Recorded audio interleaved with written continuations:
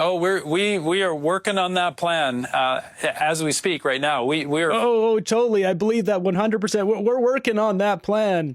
Polling data doesn't lie. Welcome back to Moose and Loose. My name's David. Today we've got David Coletto from Abacus Data showing that most of the pollsters, how they're doing their polling right now is wrong, and the numbers aren't as good for Carney as it looks. I'll also show you the freedom convoy that's happening in Ireland. The people are fighting back against the leftist government there. Let's jump into this. Starting this episode off, we've got David Coletto here, Abacus Data, coming out with his new website called abacus-weighting.com. And throughout this website, he breaks down how a lot of the pollsters' numbers and the way they're doing it isn't accurate. We'll see this latest poll that he just put out, 38% for the Conservatives, 44% for the Liberals. Now, if we look at all the other data that's come out, this isn't even close to what the other guys are putting out. The most recent is Spark Advocacy, which comes from a liberal pollster, 46 to 32. We've got the Abacus one there. Nanos 46 to 31, 48 to 34, 44 to 33, 47 to 32, 46 to 30. Comparing these numbers to Abacus data, clearly there's a big difference with the Conservatives at 38 versus 31 or 30. And what he shows here is that Conservatives are not represented in polling data as much as Liberals. Liberals are more willing to take these polls. Conservatives are like, buzz off, I got stuff to do. What he's putting forward here is they should be weighting the polling data based on the previous election to have better results, more accurate results. And he says from 2019, without weighting it, the Conservatives at 30%, with weighting is 33. The actual result is 34.3. For the Liberals, it would be 36, 34, and then 33. And you can see he's got 2021 and 2025 results. So the Conservatives, they would put at 26% with weighting 33, and then the actual result 33.7. And then from the 2025 results, 35 versus 39 with weighting, and then the actual result 41.2. So in general, Conservative results are underreported, and the Liberal numbers are overinflated. Using those same metrics, his data here makes a lot more sense. We've also got some polling data here. It says Atlantic Canada averages, if you take the week's polls, Abacus, Spark, etc., 47% for the Liberals, 34% for the Conservatives. If you weight this down, what does that put it? Maybe at 37% for the Conservatives and 44% for the Liberals. We've also got this one here showing that Trump is now dropped to the fourth most important thing to Canadians. Healthcare at 35 above it, the economy 42, and then the cost of living 67% is dominating the circuit here. And I think that's why people are supporting Carney right now, because they think if he gets a majority, then he can fix it. They don't realize that he's just trying to screw all of us and get rich. We've also got David Coletto posting the overall trend here. We can see Carney went up and now he's coming back down. Now, what's going to happen from here, we don't know, but you can see the big bounce for the Conservatives as well. This appears to be after he went on Rogan and Diary of a CEO. Moving ahead, we've got this bombshell coming out of BC. The BC Conservatives have fined Peter Millibar campaign $7,500 for failing to pay $40,000 fee by April 1st deadline. So they have to pay their fees multiple times throughout the campaign, and they didn't pay. Comes the same week Millibar campaign demanded the party move back leadership race dates. Millibar needs to drop out of the race. Like, he's not going to win. It's ridiculous. Like, we don't need a Liberal running the British Columbia Conservative Party. Jumping over to Ireland, it's time to show you what's going on over there. So they are fighting for their country. They don't like the leftist government. Protesters are everywhere. There's a freedom convoy of truckers, of farmers and farm equipment blocking streets. See the tractors, see the haulers,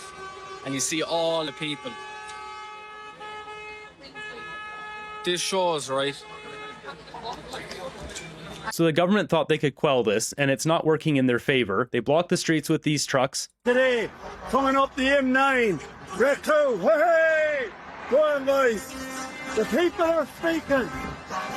The people are speaking. You better listen. So after a couple days of blocking the streets with trucks and with people,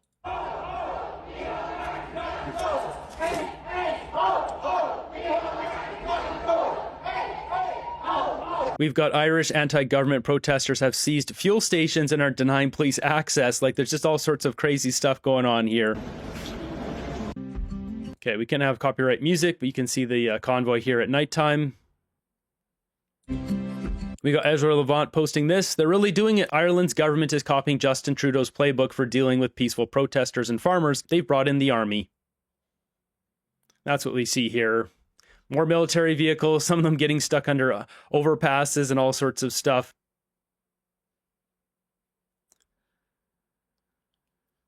This is some pretty serious stuff, like a major freedom convoy going on here.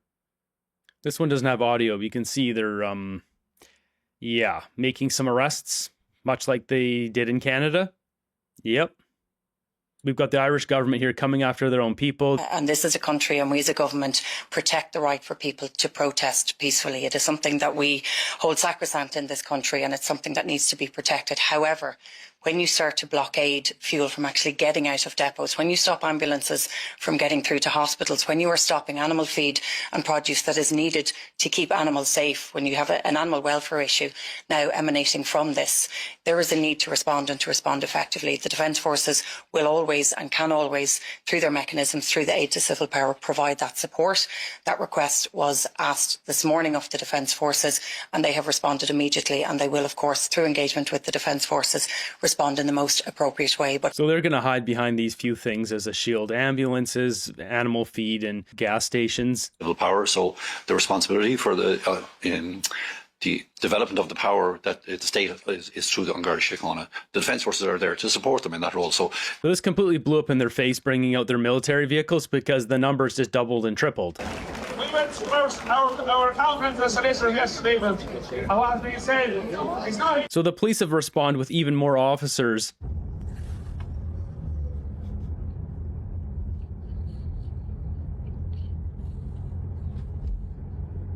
This just keeps amping up, and you can see there's more over here as well. This just keeps amping up as they start ripping farmers out of their tractors and arresting them.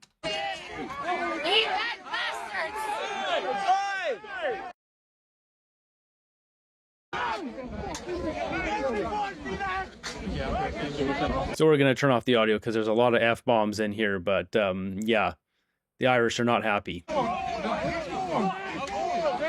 And this just keeps going on and on and on till the police force them out. Conor McGregor comes out and speaks his truth.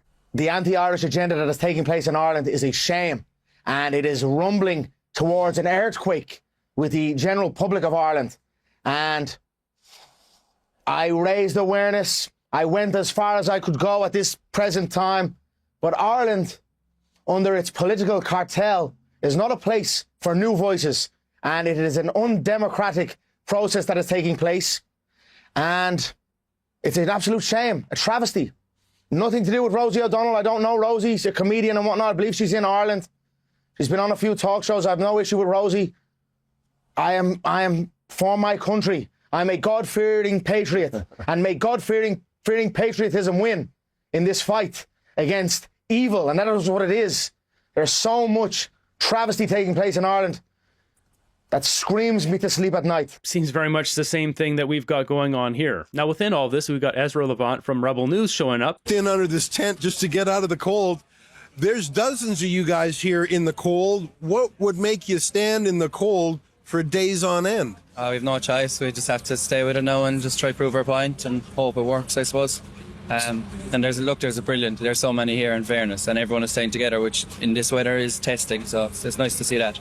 Now I see you got the Volvo logo on your jacket. That tells me you're a trucker, are you? Yeah. We've a couple. It's a family business at home, so we've crane trucks and we do some general haulage and stuff. So myself and my father are here now with the last couple of days, and this is my friend Killian, and he joined us as well a minute ago. So, are you a trucker as well? No, I'm not a trucker. I'm a mechanic. I'm serving my time with a crowd out the road there. But it's related, though. I mean, you're part of the industry. Oh, definitely. Sure. Look, like if there isn't vehicles on the road and not moving, like so many people coming out at once. Sure, I suppose it's just, again, it's hurting everyone, right from your truck drivers to farmers to families. You know, everyone is feeling it, and they don't, again, even just the price of everything, it's gone too far, and now this is really the final straw for a lot of people, down to everyone, yeah.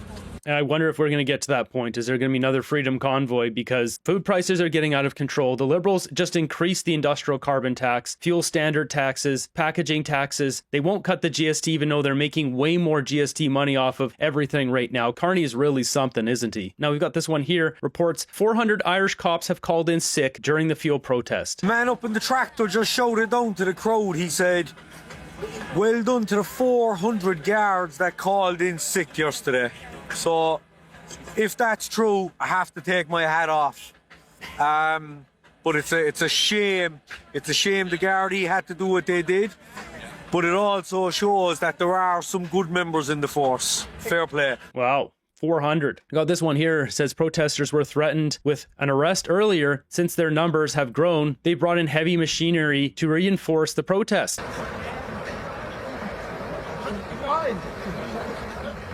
So they got these big claw arm things for, I don't know, moving barricades or something. I'm not sure.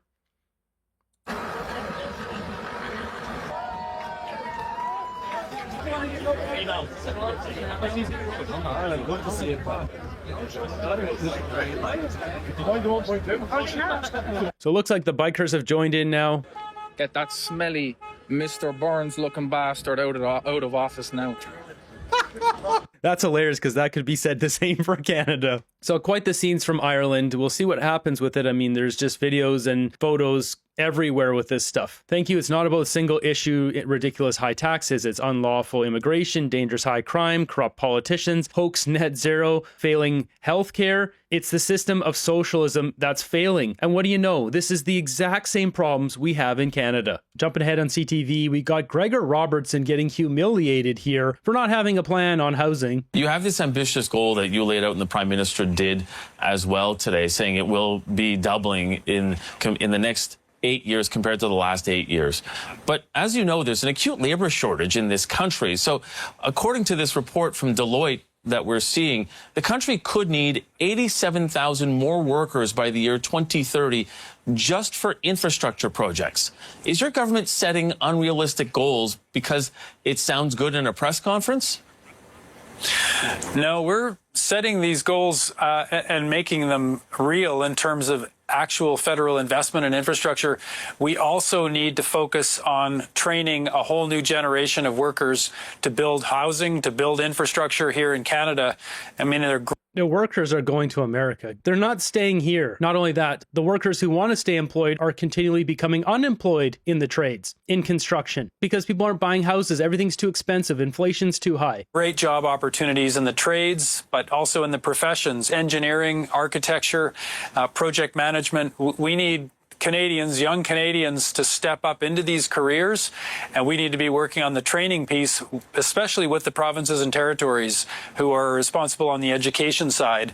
There is an education investment as part of this infrastructure fund with the provinces and territories into our universities and colleges, into student housing. We're going to bump up the investment to make sure we're doing the training that we need so we have. Oh, that's right. They're going to bump up the investment, and it's going to be clear skies after that. Immigrationstatistics.ca paints a different picture, as we see with the red, green, and blue. I've brought this up on the channel before. TFWs are the blue, study permits are the green, and international mobility program is the red. By the end of 2024, we had 3.1 million people that the Liberals have brought in. They built 240,000 houses. No wonder there's a housing shortage. It's very clear how to solve the problem. It's to close the borders. We need to deport the criminals, the gangsters, goons, and goblins out of our country. And we also need to train up a bunch of people. We need to have prosperity. We don't want to have our business owners, our 1% leaving Canada for America. They're doing everything wrong. It doesn't matter which metric you compare it to here. There's no way their plan is going to work because it's the exact same plan that Trudeau had, and it didn't work. And they were caught on a hot mic admitting that they knew it wasn't going to work. Justin Trudeau had a real estate development company. This is all very obvious what they're doing here. They're helping their corporate buddies bring in low-wage workers so they can save some money. Meanwhile, the Liberals are bringing in 3.8 million people from India. And a lot of these people go home because they realize there's a worse life for them here than there is in India. But is a bump really what's needed? Because for housing alone, according to Deloitte, it